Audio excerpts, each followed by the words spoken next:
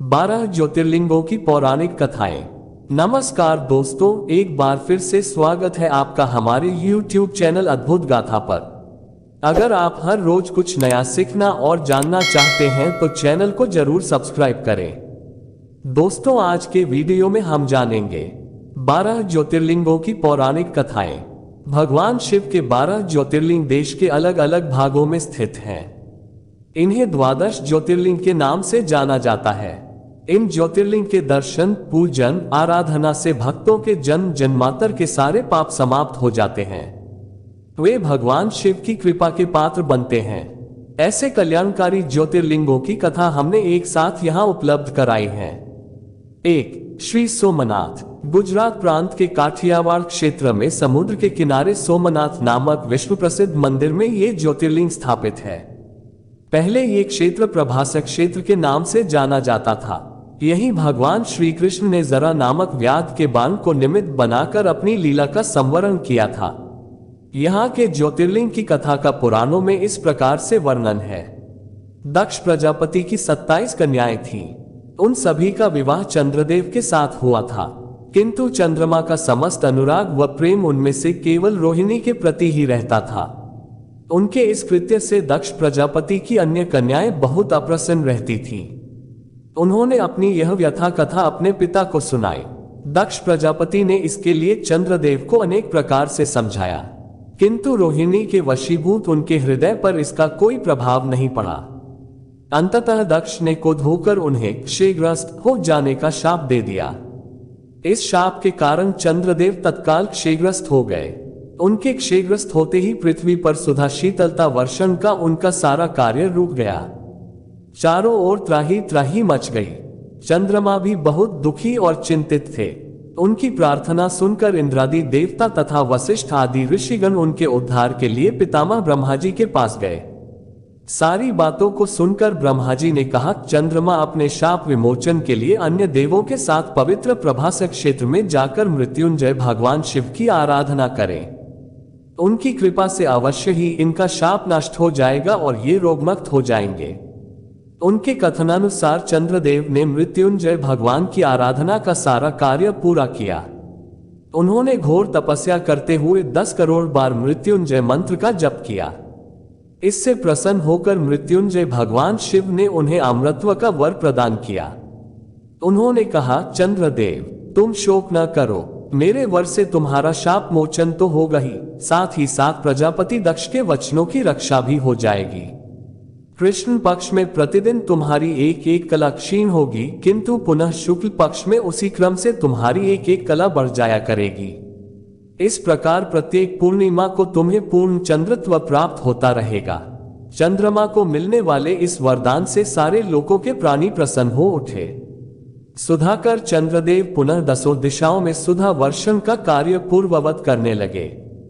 शाप मुक्त होकर चंद्रदेव ने अन्य देवताओं के साथ मिलकर मृत्युंजय भगवान से प्रार्थना की कि आप माता पार्वती जी के साथ सदा के लिए प्राणों के उद्धारार्थ यहाँ निवास करें। भगवान शिव उनकी इस प्रार्थना को स्वीकार करके ज्योतिर्लिंग के रूप में माता पार्वती जी के साथ तभी से यहाँ रहने लगे। पावन प्रभासक क्षेत्र में स्थित इस सोमनाथ ज्योतिर्लिंग की महिमा महाभारत, श्रीमद् भागवत तथा स्कंद पुराण आदि में विस्तार से बताई गई है। चंद्रमा का एक नाम सोम भी है। उन्होंने भगवान शिव को ही अपना नाथ स्वामी मानकर यहाँ तपस्या की थी। अतः इस ज्योतिर्लिंग को सोमनाथ कहा जाता है। इसके दर्शन, पूजन, आराधना से भक्तों के जन्म जन्मांतर के सारे पाप और दुष्कृत्यु विनष्ट हो जाते हैं। वे भगवान शिव और माता पार्वती की अक्षय कृपा का पात्र बन जाते हैं। मोक्ष का मार्ग उनके लिए सहज ही सुलभ हो जाता है। उनके लौकिक पारलौकिक सारे कृत्य स्वयं में सफल हो जाते हैं। 2. कृष्णा नदी के तट पर बसा ज्योतिर्लिंग मल्लिकार्जुन। श्री मल्लिकार्जुन आंध्र प्रदेश में कृष्णा नदी के तट पर दक्षिण का कैलाश कहे जाने वाले श्रीशैल पर्वत पर श्री मल्लिकार्जुन ज्योतिर्लिंग स्थित है। महाभारत, शिव पुराण तथा पद्म पुराण आदि धर्म ग्रंथों में इसकी महिमा और महत्ता का विस्तार से वर्णन किया गया है। पुराणों में इस ज्योतिर्लिंग की कथा इस प्रकार से वर्णन है। एक समय की बात है, भगवान शंकर जी के दोनों पुत्र श्री गणेश और श्री कार्तिकेय स्वामी विवाह के लिए परस्पर झगड़ने लगे। प्रत्येक का आग्रह था कि पहले मेरा विवाह किया जाए। उन्हें लड़ते झगड़ते देखकर भगवान शंकर और मां भवानी ने कहा, तुम लोगों में से जो पहले पूरी पृथ्वी का चक्कर लगाकर यहाँ वापस लौट आएगा उसी का विवाह पहले किया जाएगा। माता पिता की यह बात सुनकर श्री कार्तिकेय स्वामी तो अपने वाहन मयूर पर विराजित हो तुरंत पृथ्वी प्रदक्षिणा के लिए दौड़ पड़े। लेकिन गणेश जी के लिए तो ये कार्य बड़ा ही कठिन था। एक तो उनकी काया स्थूल थी, दूसरे उनका वाहन भी मूषक चूहा था। भला वे दौड़ में स्वामी कार्तिकेय की बराबरी किस प्रकार कर पाते। लेकिन उनकी काया जितनी स्थूल थी, बुद्धि उसी के अनुपात में सूक्ष्म और तीक्ष्ण थी। उन्होंने अविलंब पृथ्वी की परिक्रमा का एक सुगम उपाय खोज निकाला। सामने बैठे माता पिता का पूजन करने के पश्चात उनकी 7 प्रदक्षिणाएं करके उन्होंने पृथ्वी प्रदक्षिणा का कार्य पूरा कर लिया। उनका ये कार्य शास्त्रानुमोदित था।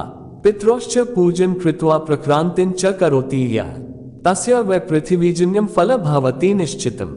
पूरी पृथ्वी का चक्कर लगाकर स्वामी कार्तिकेय जब तक लौटे तब तक गणेश जी का सिद्धि और बुद्धि नाम वाली 2 कन्याओं के साथ विवाह हो चुका था और उन्हें क्षेम तथा लाभ नामक 2 पुत्र भी प्राप्त हो चुके थे। ये सब देखकर स्वामी कार्तिकेय अत्यंत रुष्ट होकर क्रौंच पर्वत पर चले गए। माता पार्वती वहां उन्हें मनाने पहुंची।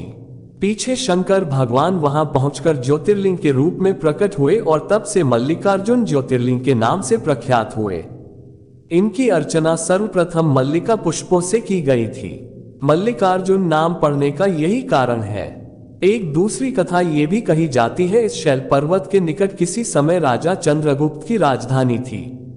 किसी विपत्ति विशेष के निवारणार्थ उनकी एक कन्या महल से निकलकर इस पर्वतराज के आश्रम में आकर यहाँ के गोपों के साथ रहने लगी। उस कन्या के पास एक बड़ी ही शुभ लक्षणा सुंदर श्यामा गौ थी।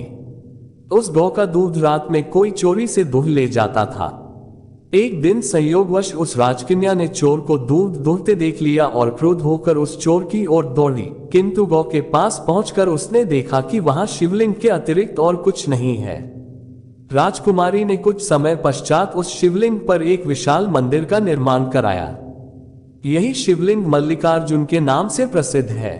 शिवरात्रि के पर्व पर यहाँ बहुत बड़ा मेला लगता है। इस मल्लिकार्जुन शिवलिंग का दर्शन, पूजन एवं अर्चन करने वाले भक्तों की सभी सात्विक मनोकामनाएं पूर्ण हो जाती हैं।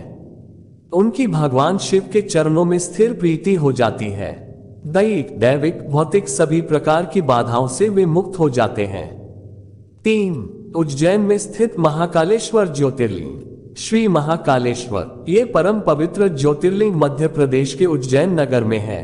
पुण्यसलिला क्षिप्रा नदी के तट पर स्थित उज्जैन प्राचीन काल में उज्जैनी के नाम से विख्यात था। इसे अवंतिकापुरी भी कहते थे। ये भारत की परम पवित्र सप्तपुरियों में से एक है। महाभारत, शिव पुराण एवं स्कंद पुराण में महाकाल ज्योतिर्लिंग की महिमा का पूरे विस्तार के साथ वर्णन किया गया है। इस ज्योतिर्लिंग की कथा पुराणों में इस प्रकार वर्णित है। प्राचीन काल में उज्जैनी में राजा चंद्रसेन राज्य करते थे। वह परम शिव भक्त थे। एक दिन श्रीकर नामक एक 5 वर्ष का गोप बालक अपनी मां के साथ उधर से गुजर रहा था। राजा का शिव पूजन देखकर उसे बहुत विस्मय और कौतूहल हुआ। वह स्वयं उसी प्रकार की सामग्रियों से शिव पूजन करने के लिए लालायित हो उठा। सामग्री का साधन न जुट पाने पर लौटते समय उसने रास्ते से एक पत्थर का टुकड़ा उठा लिया।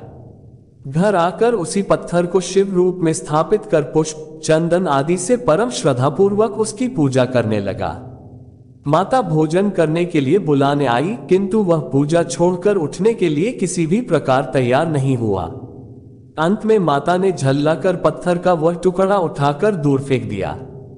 इससे बहुत ही दुखी होकर वह बालक जोर जोर से भगवान शिव को पुकारता हुआ रोने लगा। रोते रोते अंत में बेहोश होकर वह वहीं गिर पड़ा। बालक की अपने प्रति यह भक्ति और प्रेम देखकर भोलेनाथ भगवान शिव अत्यंत प्रसन्न हो गए।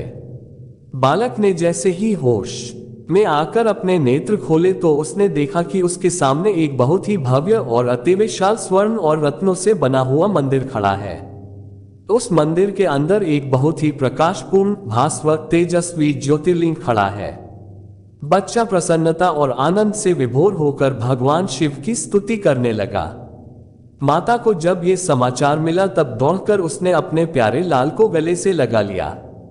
पीछे राजा चंद्रसेन ने भी वहां पहुंचकर उस बच्चे की भक्ति और सिद्धि की बड़ी सराहना की। धीरे धीरे वहां बड़ी भीड़ जुट गई। इतने में उस स्थान पर हनुमान जी प्रकट हो गए। उन्होंने कहा, मनुष्यों, भगवान शंकर शीघ्र फल देने वाले देवताओं में सर्वप्रथम हैं। इस बालक की भक्ति से प्रसन्न होकर उन्होंने इसे ऐसा फल प्रदान किया है जो बड़े बड़े ऋषि मुनि करोड़ों जन्मों की तपस्या से भी प्राप्त नहीं कर पाते। इस गोप बालक की 8वीं पीढ़ी में धर्मात्मा नंदगोप का जन्म होगा।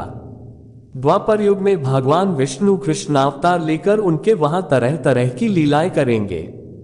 हनुमान जी इतना कहकर अंतर्धान हो गए।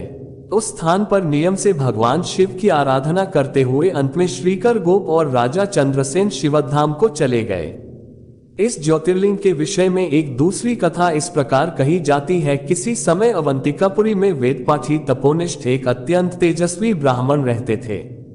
एक दिन दूषण नामक एक अत्याचारी असुर उनकी तपस्या में विघ्न डालने के लिए वहां आया। ब्रह्मा जी से वर प्राप्त कर वह बहुत शक्तिशाली हो गया था। उसके अत्याचार से चारों ओर त्राही त्राही मची हुई थी। ब्राह्मण को कष्ट में पड़ा देखकर प्राणी मात्र का कल्याण करने वाले भगवान शंकर वहां प्रकट हो गए। उन्होंने एक हुंकार मात्र से उस दारुण अत्याचारी दानव को वहीं जलाकर भस्म कर दिया। भगवान वहां हुंकार सहित प्रकट हुए, इसलिए उनका नाम महाकाल पड़ गया। इसीलिए परम पवित्र ज्योतिर्लिंग को महाकाल के नाम से जाना जाता है।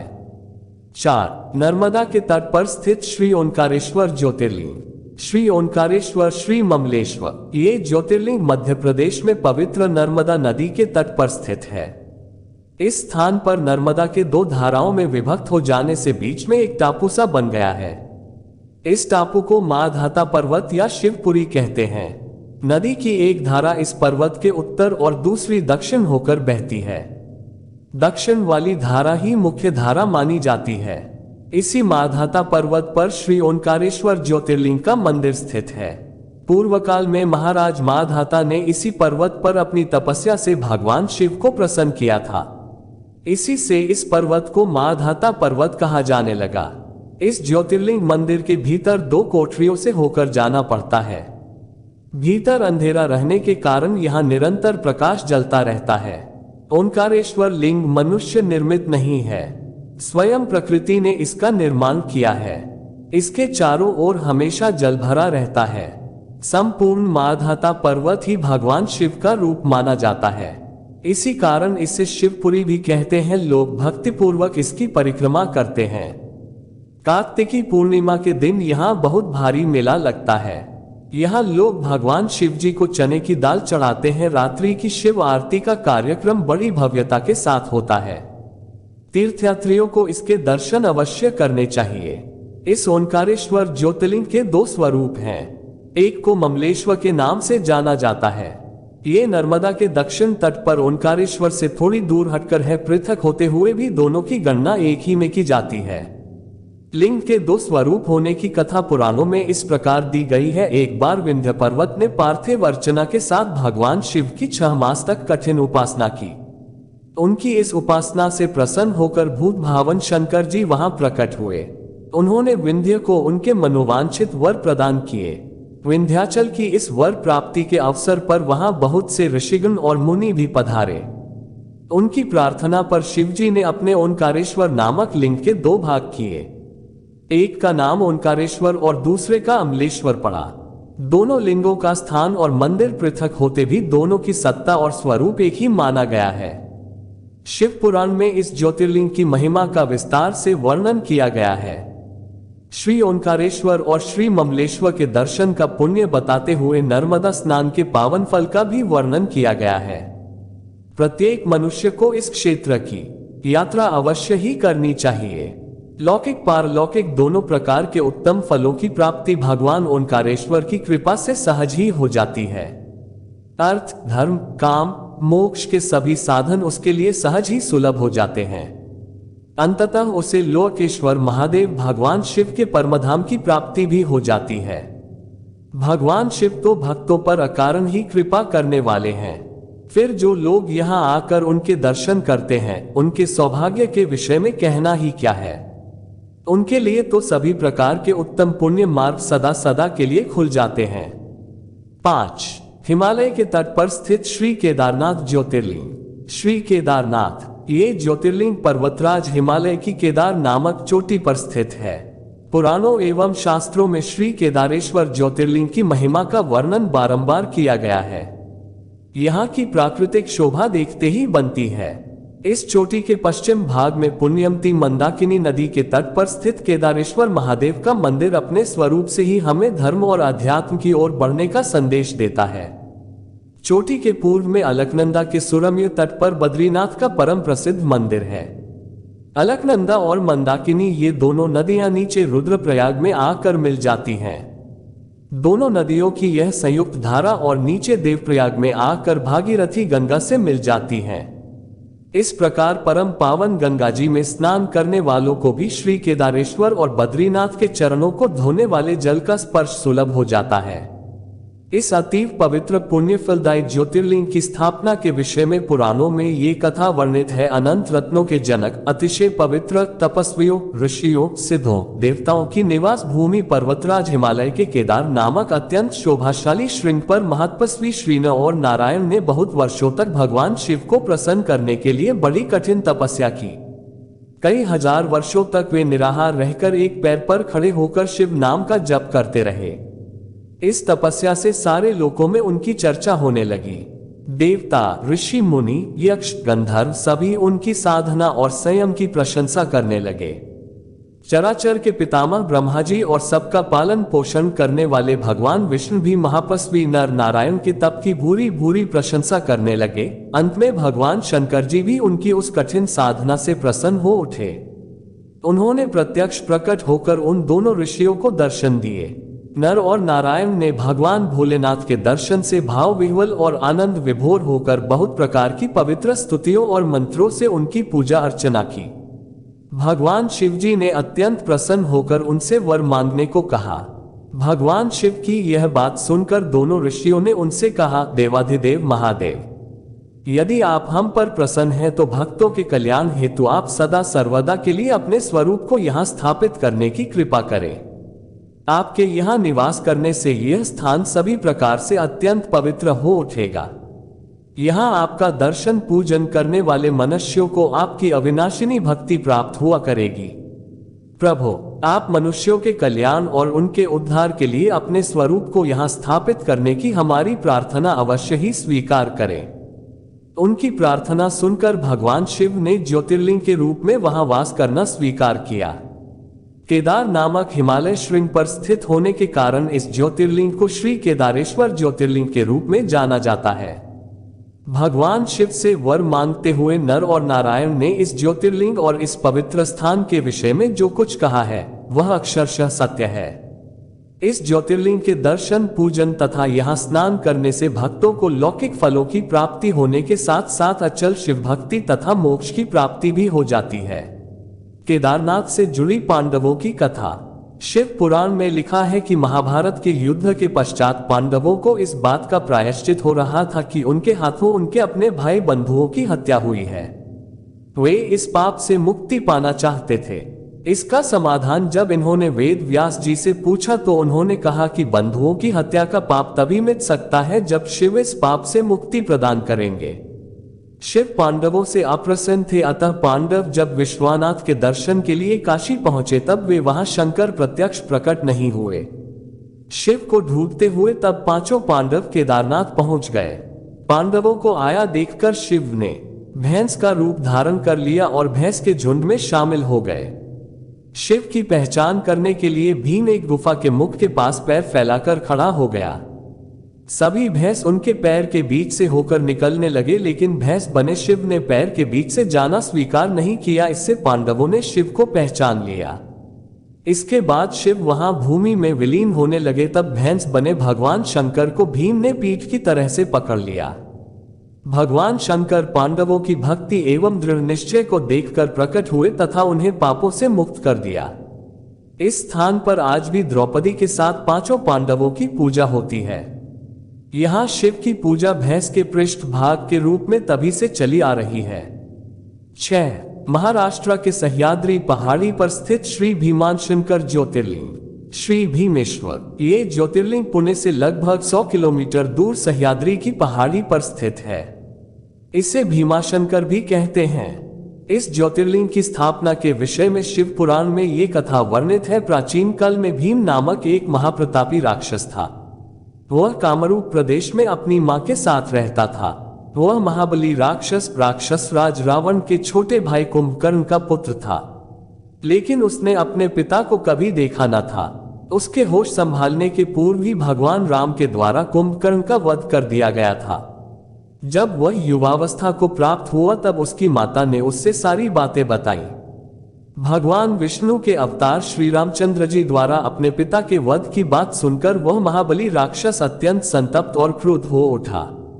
अब वह निरंतर भगवान श्री हरि के वध का उपाय सोचने लगा। उसने अपने अभीष्ट की प्राप्ति के लिए 1000 वर्ष तक कठिन तपस्या की। उसकी तपस्या से प्रसन्न होकर ब्रह्मा जी ने उसे लोक विजयी होने का वर दे दिया। अब तो वह राक्षस ब्रह्मा जी के उस वर के प्रभाव से सारे प्राणियों को पीड़ित करने लगा।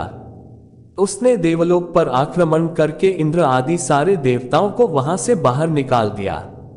पूरे देवलोक पर अब भीम का अधिकार हो गया। इसके बाद उसने भगवान श्रीहरि को भी युद्ध में परास्त किया। श्रीहरि को पराजित करने के पश्चात उसने कामरूप के परम शिवभक्त राजा सुदक्षिण पर आक्रमण करके उन्हें मंत्रियों अनुचरों सहित बंदी बना लिया। इस प्रकार धीरे धीरे उसने सारे लोकों पर अपना अधिकार जमा लिया। उसके अत्याचार से वेदों, पुराणों, शास्त्रों और स्मृतियों का सर्वत्र एकदम लोप हो गया।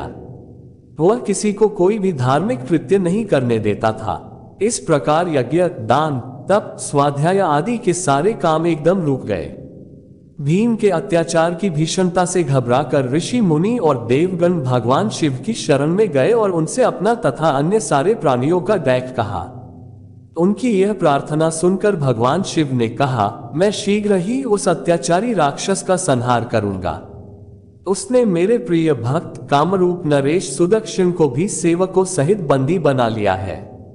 वह अत्याचारी असुर अब और अधिक जीवित रहने का अधिकारी नहीं रह गया। भगवान शिव से यह आश्वासन पाकर ऋषि मुनि और देवगण अपने अपने स्थान को वापस लौट गए। इधर राक्षस भीम के बंदीगृह में पड़े हुए राजा सदक्षिण ने भगवान शिव का ध्यान किया। वे अपने सामने पार्थिव शिवलिंग रखकर अर्चना कर रहे थे। उन्हें ऐसा करते देख क्रोधोन्मत्त होकर राक्षस भीम ने अपनी तलवार से उस पार्थिव शिवलिंग पर प्रहार किया, किंतु उसकी तलवार का स्पर्श उस लिंग से हो भी नहीं पाया कि उसके भीतर से साक्षात शंकर जी वहां प्रकट हो गए। उन्होंने अपनी हुकार मात्र से उस राक्षस को वहीं जलाकर भस्म कर दिया। भगवान शिव जी का यह अद्भुत कृत्य देखकर सारे ऋषि मुनि और देवगण वहां एक होकर उनकी स्तुति करने लगे। उन लोगों ने भगवान शिव से प्रार्थना की कि महादेव, आप लोक कल्याणार्थ अब सदा के लिए यहीं निवास करें। यह क्षेत्र शास्त्रों में अपवित्र बताया गया है। आपके निवास से यह परम पवित्र पुण्य क्षेत्र बन जाएगा। भगवान शिव ने सबकी यह प्रार्थना स्वीकार कर ली। वहां वह ज्योतिर्लिंग के रूप में सदा के लिए निवास करने लगे। उनका ये ज्योतिर्लिंग भीमेश्वर के नाम से विख्यात हुआ। शिव पुराण में ये कथा पूरे विस्तार से दी गई है। इस ज्योतिर्लिंग की महिमा अमोघ है। इसके दर्शन का फल कभी व्यर्थ नहीं जाता। भक्तों की सभी मनोकामनाएं यहाँ आकर पूर्ण हो जाती हैं। 7. काशी में स्थित श्री विश्वनाथ ज्योतिर्लिंग। श्री विश्वनाथ ये ज्योतिर्लिंग उत्तर भारत की प्रसिद्ध नगरी काशी में स्थित है। इस नगरी का प्रलय काल में भी लोप नहीं होता। उस समय भगवान अपनी वासभूमि इस पवित्र नगरी को अपने त्रिशूल पर धारण कर लेते हैं और सृष्टिकाल आने पर पुनः यथास्थान रख देते हैं। सृष्टि की आदि स्थली भी इसी नगरी को बताया जाता है। भगवान विष्णु ने इसी स्थान पर सृष्टि कामना से तपस्या करके भगवान शंकर जी को प्रसन्न किया था। अगस्त्य मुनि ने भी इसी स्थान पर अपनी तपस्या द्वारा भगवान शिव को संतुष्ट किया था।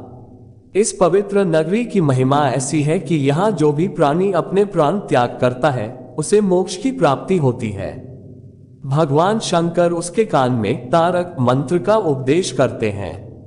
इस मंत्र के प्रभाव से पापी प्राणी भी सहज ही भवसागर की बाधाओं से पार हो जाते हैं।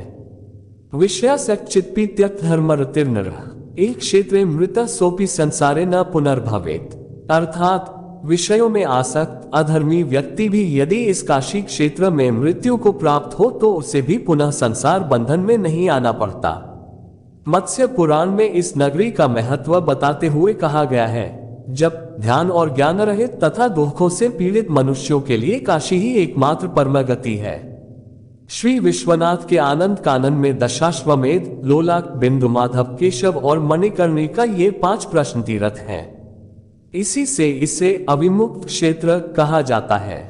जप ध्यान विहीनाना ज्ञान वर्जित चित्तसाम ततो दुःखाताना च गतिर्वाराणसी नृणाम तीर्थाना पंचकम सार विश्वेशानंद कान्ये दशाश्वमेध लोलाका केशवो बिंदु माधव पंचमी तु महाश्रेष्ठा प्रोच्यते मणिकर्णिका एविस्तु तीर्थवर्यशिच वर्ण्यते ह्यविमुक्तकम। इस परम पवित्र नगरी के उत्तर की तरफ ओंकार खंड, दक्षिण में केदार खंड और बीच में विश्वेश्वर खंड है। प्रसिद्ध विश्वनाथ ज्योतिर्लिंग इसी खंड में स्थित है। पुराणों में इस ज्योतिर्लिंग के संबंध में ये कथा दी गई है।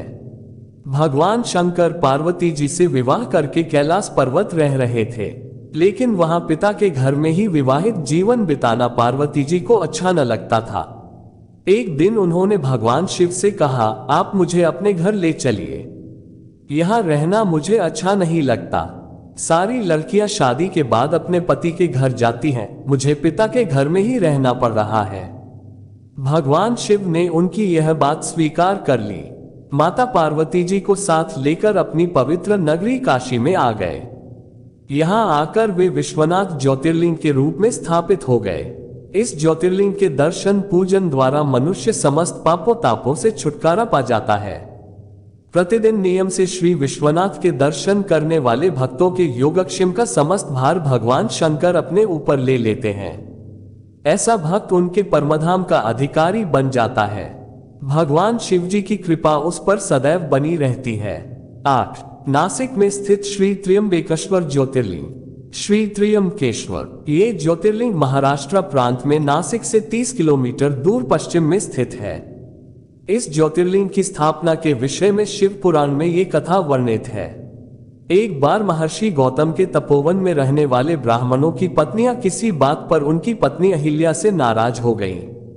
उन्होंने अपने पतियों को ऋषि गौतम का अपकार करने के लिए प्रेरित किया। उन ब्राह्मणों ने इसके निमित्त भगवान श्री गणेश जी की आराधना की। उनकी आराधना से प्रसन्न हो गणेश जी ने प्रकट होकर उनसे वर मांगने को कहा। उन ब्राह्मणों ने कहा, प्रभु, यदि आप हम पर प्रसन्न हैं तो किसी प्रकार ऋषि गौतम को इस आश्रम से बाहर निकाल दें। उनकी यह बात सुनकर गणेश जी ने उन्हें ऐसा वर मांगने के लिए समझाया, किंतु वे अपने आग्रह पर अटल रहे। अंततः गणेश जी को विवश होकर उनकी बात माननी पड़ी। अपने भक्तों का मन रखने के लिए वे एक दुर्बल गाय का रूप धारण करके ऋषि गौतम के खेत में जाकर रहने लगे। गाय को फसल चरते देखकर ऋषि बड़ी नरमी के साथ हाथ में तृण लेकर उसे हाँकने के लिए लपके। उन तृणों का स्पर्श होते ही वह गाय वहीं मरकर गिर पड़ी। अब तो बड़ा हाहाकार मचा। सारे ब्राह्मण एकत्र हो गोहत्यारा कहकर ऋषि गौतम की भर्त्सना करने लगे। ऋषि गौतम इस घटना से बहुत आश्चर्यचकित और दुखी थे। अब उन सारे ब्राह्मणों ने कहा कि तुम्हें यह आश्रम छोड़कर अन्यत्र कहीं दूर चले जाना चाहिए। गो हत्यारे के निकट रहने से हमें भी पाप लगेगा। विवश होकर ऋषि गौतम अपनी पत्नी अहिल्या के साथ वहां से एक कोस दूर जाकर रहने लगे, किंतु उन ब्राह्मणों ने वहां भी उनका रहना दूभर कर दिया। वे कहने लगे, गो हत्या के कारण तुम्हें अब वेद पाठ और यज्ञादि के कार्य करने का कोई अधिकार नहीं रह गया। अत्यंत अनुनय भाव से ऋषि गौतम ने उन ब्राह्मणों से प्रार्थना की कि आप लोग मेरे प्रायश्चित और उद्धार का कोई उपाय बताएं। तब उन्होंने कहा, गौतम, तुम अपने पाप को सर्वत्र सबको बताते हुए 3 बार पूरी पृथ्वी की परिक्रमा करो, फिर लौटकर यहाँ 1 महीने तक व्रत करो। इसके बाद ब्रह्मागिरि की 101 परिक्रमा करने के बाद तुम्हारी शुद्धि होगी, अथवा यहाँ गंगा जी को लाकर उनके जल से स्नान करके 1 करोड़ पार्थिव शिवलिंगों से शिव जी की आराधना करो। इसके बाद पुनः गंगा जी में स्नान करके इस ब्रह्मगिरि की 11 बार परिक्रमा करो।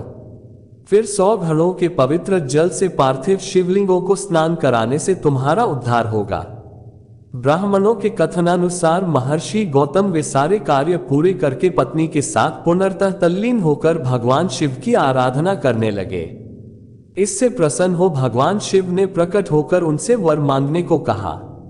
महर्षि गौतम ने उनसे कहा, भगवान मैं यही चाहता हूं कि आप मुझे गोहत्या के पाप से मुक्त कर दें। भगवान शिव ने कहा, गौतम तुम सर्वथा निष्पाप हो।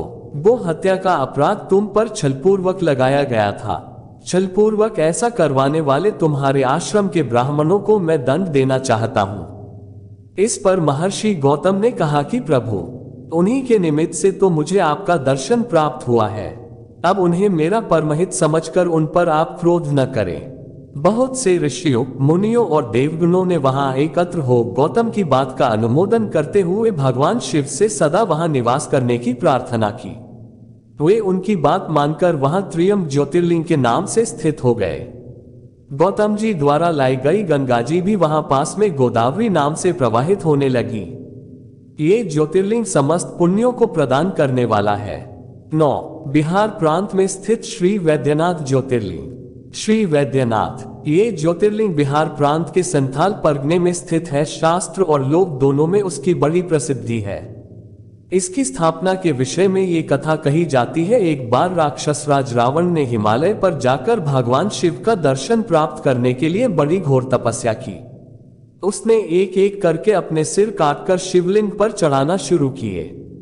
इस प्रकार उसने अपने 9 सिर वहां काटकर चढ़ा दिए। जब वह अपना 10वां और अंतिम सिर काटकर चढ़ाने के लिए उद्यत हुआ तब भगवान शिव अति प्रसन्न और संतुष्ट होकर उसके समक्ष प्रकट हो गए। शीश काटने को उद्यत रावण का हाथ पकड़कर उन्होंने उसे ऐसा करने से रोक दिया। उसके 9 सिर भी पहले की तरह जोड़ दिए और अत्यंत प्रसन्न होकर उससे वर मांगने को कहा। रावण ने वर के रूप में भगवान शिव से उस शिवलिंग को अपनी राजधानी लंका में ले जाने की अनुमति मांगी। भगवान शिव ने उसे यह वरदान तो दे दिया, लेकिन एक शर्त भी उसके साथ लगा दी।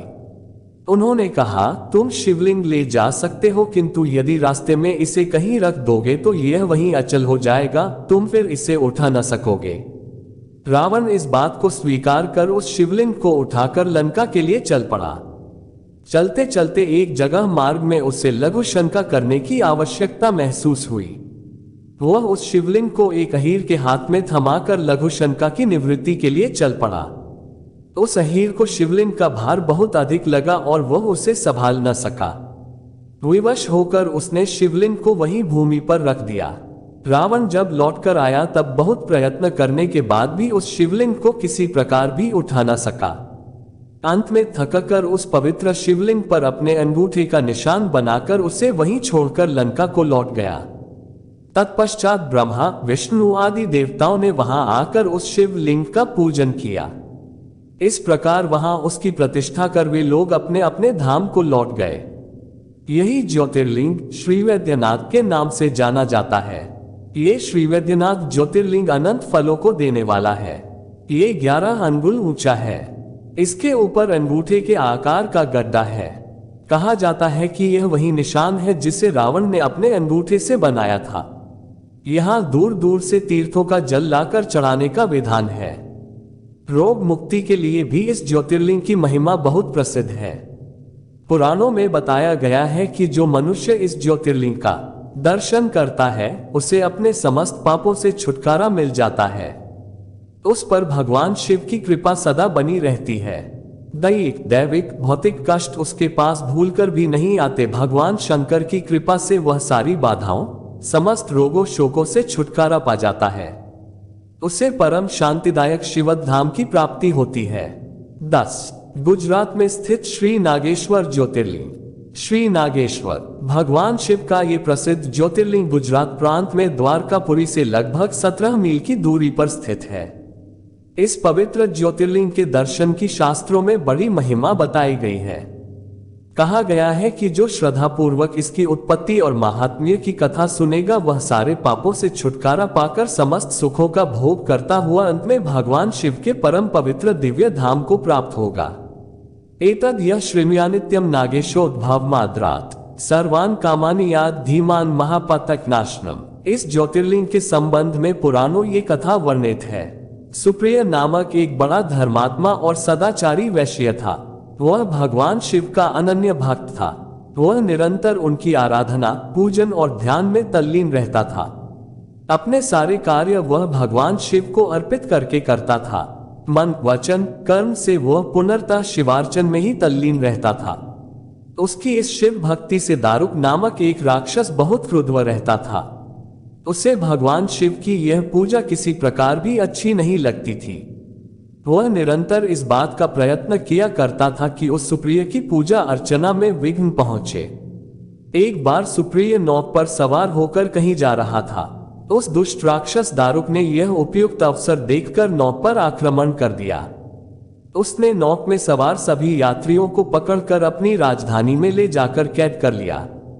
सुप्रिय कारागार में भी अपने नित्य नियम के अनुसार भगवान शिव की पूजा आराधना करने लगा। अन्य बंदी यात्रियों को भी वह शिव भक्ति की प्रेरणा देने लगा। दारुक ने जब अपने सेवकों से सुप्रिय के विषय में ये समाचार सुना तब वह अत्यंत क्रुद्ध होकर उस कारागार में आ पहुंचा। सुप्रिय उस समय भगवान शिव के चरणों में ध्यान लगाए हुए दोनों आंखें बंद किए बैठा था। उस राक्षस ने उसकी यह मुद्रा देखकर अत्यंत भीषण स्वर में उसे डांटते हुए कहा, अरे दुष्ट वैश्य, तू आंखें बंद कर इस समय यहाँ कौन से उपद्रव और षड्यंत्र करने की बातें सोच रहा है। उसके ये कहने पर भी धर्मात्मा शिव भक्त सुप्रिय की समाधि भंग नहीं हुई। अब तो वह दारुक राक्षस क्रोध से एकदम पागल हो उठा। उसने तत्काल अपने अनुचरों को सुप्रिय तथा अन्य सभी बंदियों को मार डालने का आदेश दे दिया। सुप्रिय उसके इस आदेश से जरा भी विचलित और भयभीत नहीं हुआ। वह एकाग्र मन से अपनी और अन्य बंदियों की मुक्ति के लिए भगवान शिव से प्रार्थना करने लगा। उसे यह पूर्ण विश्वास था कि मेरे आराध्य भगवान शिव जी इस विपत्ति से मुझे अवश्य ही छुटकारा दिलाएंगे। उसकी प्रार्थना सुनकर भगवान शंकर जी तत्क्षण उस कारागार में एक ऊंचे स्थान में एक चमकते हुए सिंहासन पर स्थित होकर ज्योतिर्लिंग के रूप में प्रकट हो गए। उन्होंने इस प्रकार सुप्रिय को दर्शन देकर उसे अपना पाशुपत अस्त्र भी प्रदान किया। इस अस्त्र से राक्षस दारुक तथा उसके सहायक का वध करके सुप्रिय शिवधाम को चला गया। भगवान शिव के आदेशानुसार ही इस ज्योतिर्लिंग का नाम नागेश्वर पड़ा। 11 प्रभु श्री रामचंद्र द्वारा स्थापित श्री रामेश्वर ज्योतिर्लिंग। श्री रामेश्वर, इस ज्योतिर्लिंग की स्थापना मर्यादा पुरुषोत्तम भगवान श्री रामचंद्र जी ने की थी। स्कंद पुराण में इसकी महिमा विस्तार से वर्णित है। इसके विषय में ये कथा कही जाती है, जब भगवान श्री रामचंद्र जी लंका पर चढ़ाई करने के लिए जा रहे थे तब इसी स्थान पर उन्होंने समुद्र की बालू से शिवलिंग बनाकर उसका पूजन किया था। ऐसा भी कहा जाता है कि इस स्थान पर ठहर कर भगवान राम जल पी रहे थे कि आकाशवाणी हुई कि मेरी पूजा किए बिना ही जल पीते हो। इस वाणी को सुनकर भगवान श्री राम ने बालू से शिवलिंग बनाकर उसकी पूजा की तथा भगवान शिव से रावण पर विजय प्राप्त करने का वर मांगा। उन्होंने प्रसन्नता के साथ यह वर भगवान श्री राम को दे दिया।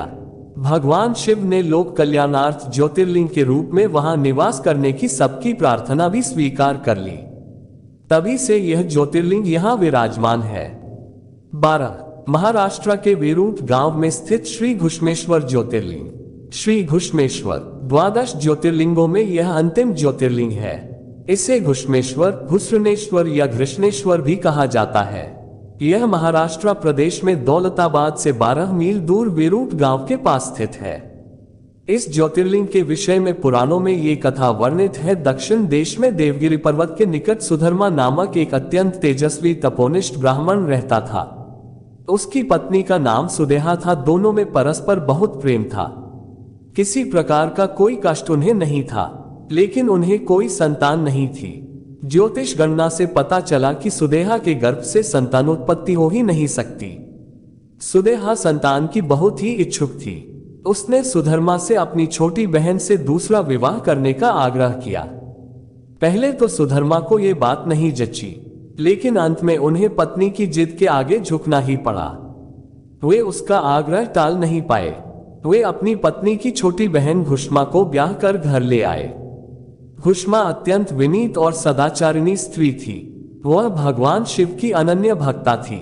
प्रतिदिन 101 पार्थिव शिवलिंग बनाकर हृदय की सच्ची निष्ठा के साथ उनका पूजन करती थी। भगवान शिव जी की कृपा से थोड़े ही दिन बाद उसके गर्भ से अत्यंत सुंदर और स्वस्थ बालक ने जन्म लिया। बच्चे के जन्म से सुदेहा और घुष्मा दोनों के ही आनंद का पार न रहा। दोनों के दिन बड़े आराम से बीत रहे थे, लेकिन न जाने कैसे थोड़े ही दिनों बाद सुदेहा के मन में एक कुविचार ने जन्म ले लिया।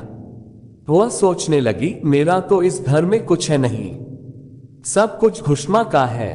अब तक सुधर्मा के मन का कुविचार रूपी अंकुर एक विशाल वृक्ष का रूप ले चुका था।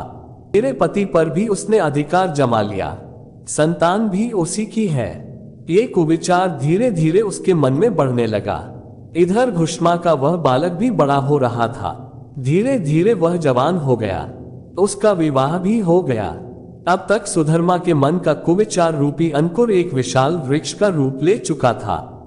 अंततः एक दिन उसने घुष्मा के युवा पुत्र को रात में सोते समय मार डाला। उसके शव को ले जाकर उसने उसी तालाब में फेंक दिया जिसमें घुष्मा प्रतिदिन पार्थिव शिवलिंगों को फेंका करती थी। सुबह होते ही सबको इस बात का पता लगा। पूरे घर में कोहराम मच गया। सुधर्मा और उसकी पुत्रवधू दोनों सिर पीटकर फूट फूट कर रोने लगे, लेकिन घुष्मा नित्य की भांति भगवान शिव की आराधना में तल्लीन रही, जैसे कुछ हुआ ही न हो। पूजा समाप्त करने के बाद वह पार्थिव शिवलिंगों को तालाब में छोड़ने के लिए चल पड़ी। जब वह तालाब से लौटने लगी, उसी समय उसका प्यारा लाल तालाब के भीतर से निकलकर आता हुआ दिखलाई पड़ा। वह सदा की भांति आकर घुष्मा के चरणों पर गिर पड़ा, जैसे कहीं आसपास से ही घूमकर आ रहा हो। इसी समय भगवान शिव भी वहां प्रकट होकर घुष्मा से वर मांगने को कहने लगे। वह सुदेहा की घनौनी करतूत से अत्यंत क्रुद्ध हो उठे थे। अपने त्रिशूल द्वारा उसका गला काटने को उद्यत दिखलाई दे रहे थे। घुष्मा ने हाथ जोड़कर भगवान शिव से कहा, प्रभु, यदि आप मुझ पर प्रसन्न हैं तो मेरी उस अभागिन बहन को क्षमा कर दें। निश्चित ही उसने अत्यंत जघन्य पाप किया है, किंतु आपकी दया से मुझे मेरा पुत्र वापस मिल गया। अब आप उसे क्षमा करें। और प्रभु, मेरी एक प्रार्थना और है, लोक कल्याण के लिए आप इस स्थान पर सर्वदा के लिए निवास करें।